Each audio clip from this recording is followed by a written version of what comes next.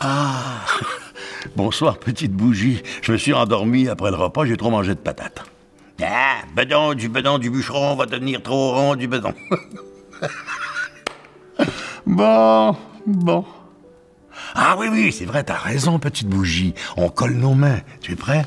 Ouais, j'aime ça quand tu es là. Tu es mon ami.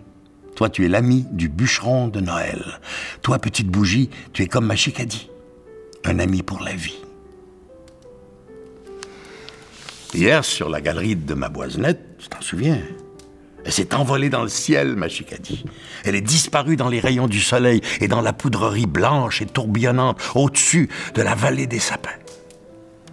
Elle avait confiance en ses ailes. Chicadie avait confiance en elle, tout simplement. Toute la force de sa petite patte perdue était comme par magie apparue dans ses deux petites ailes. C'est pas parce qu'on est petit qu'on n'est pas fort. Quand je l'ai vue s'envoler, Chicadie imaginait ses ailes comme celles de Maraboulibou. Chicadie, la courageuse de son sort. Chicadie, la valeureuse dans le vent du Nord. Mais quelques jours après le départ de Chicadie, j'ai reçu cette lettre. Elle provenait du petit Éloi. Une petite bougie comme toi.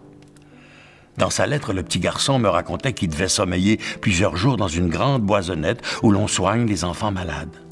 Elle s'appelle Sainte-Justine, cette immense boisonnette. D'un beau nom, hein? Sainte-Justine, pour une boisonnette. Le petit Éloi m'a raconté qu'un matin, il a vu sur le rebord de sa fenêtre un petit oiseau avec une seule patte. Un petit oiseau avec une tête noire qui sautillait comme ça.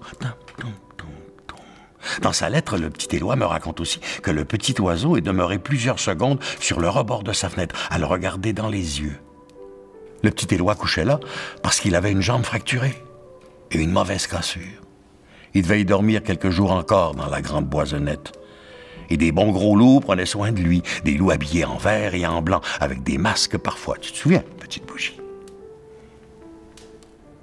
Tiens. Un petit oiseau avec une tête noire qui sautillait comme ça. Tu sais quoi, petite bougie, tu as deviné toi aussi, c'est Chicadie qui l'a vue. Je suis certain que c'est elle. La petite Chicadie s'est rendue jusque-là, dans la grande ville. Je suis persuadé qu'elle voulait donner du courage aux enfants, aux petites bougies malades. Elle voulait leur donner toute sa force. Elle voulait transmettre le courage qu'elle avait eu d'un gros loup qui l'avait protégée sous un grand sapin. Chicadie se promenait comme ça, d'une fenêtre à l'autre, de la grande boisonnette Sainte-Justine. La petite Marion l'a vue aussi. J'ai sa lettre ici. Quand le petit Éloi a vu ma petite Chicadie avec une seule patte, il s'est dit que lui aussi, il allait retrouver ses forces et qu'un jour, lui aussi, allait se remettre à courir comme un grand. Dans les yeux de ma Chicadie chérie, le petit Éloi a vu une lueur d'espoir, comme une lumière dans un sapin de Noël. J'ai la lettre du petit Éloi. Je la connais par cœur, je vous l'ai dit. Monsieur le bûcheron, gardien des sapins, qu'il m'écrit. Auriez-vous un grand sapin pour nous? Un grand sapin pour planter devant notre boisonnette Sainte-Justine?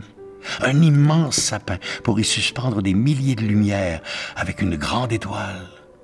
Dans votre vallée des sapins, monsieur le bûcheron, auriez-vous le plus grand sapin de Noël pour nous, les petites bougies qui sommeillent à la boisonnette Sainte-Justine? La lettre du petit Éloi venait de créer une sorte de magie en moi. C'était ma Chicadie qui l'avait vu. Un sapin. Un sapin. Reviens demain, petite bougie. Ce sera la dernière fois qu'on se verra, mais j'aurai pour toi le plus beau des secrets, le deuxième et dernier secret. Chut. Donne-moi ta main.